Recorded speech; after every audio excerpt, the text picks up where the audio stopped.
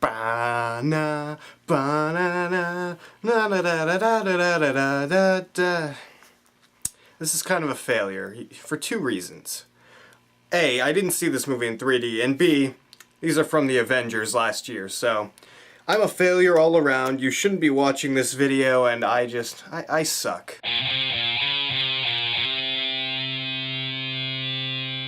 Iron Man 3 is a movie that follows Tony Stark, and this is the third installment in the Iron Man franchise, so this one is I would say it's the closer of the trilogy because things happen in the movie, and this movie is about Tony Stark facing the Mandarin, and he's this terrorist. He broadcasts videos like Al-Qaeda terrorist, and he blows different places up.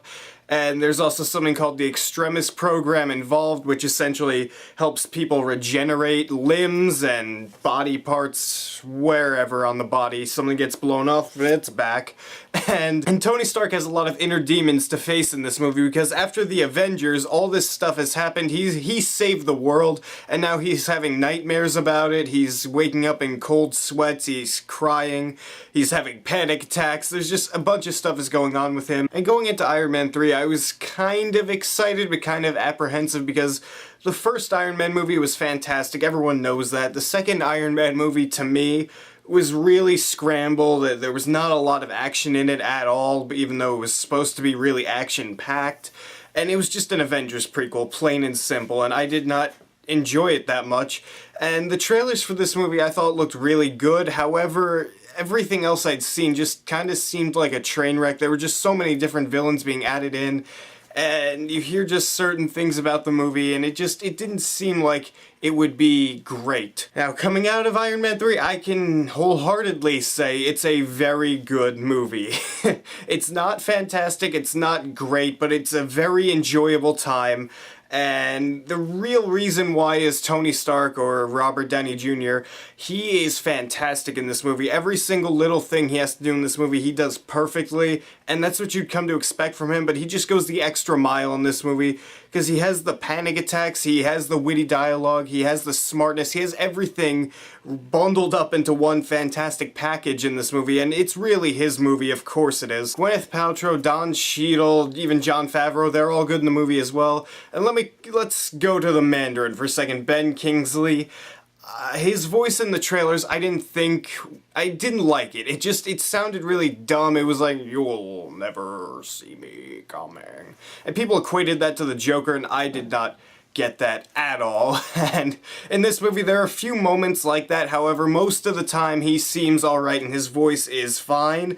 And in the movie, I thought he was very good without revealing anything that, everyone knows the twist. Not everyone knows it, but everyone knows that there is a twist that will divide a lot of people on this movie, and to me, I didn't really care about the twist, I just kept going with it. Even after the twist, Ben Kingsley was very good as well, and the last person I wanted to talk about was Guy Pearce as Aldrich Killian, and he was great in this movie. To me, behind Robert Downey Jr., he was the best part of this movie because a lot of the times Guy Pearce gets underused in movies, and in this movie he is used fantastically, and he has a really good part of this movie. I loved every single time he was on screen, and he was a great character. Now, this movie is not necessarily an action movie with Iron Man, it's a personal story for Tony Stark, because there's not that much action in this movie, and granted, that when it's on screen, it is fantastic. Like the scene where Tony Stark has to save all these different people that are falling out of a plane, that was a great scene, and the finale, of course, it is good. It's much better than that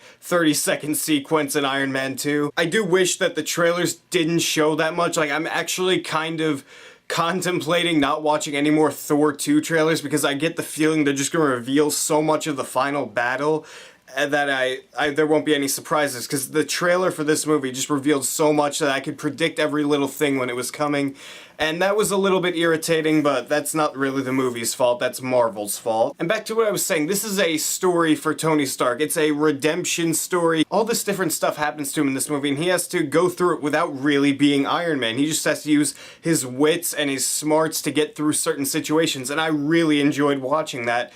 More than him just having a suit going bang, bang, bang, bang. It was much more enjoyable to watch him think out of situations and have to really work for it than to just have it handed to him, and that was one of the best parts of the movie for me.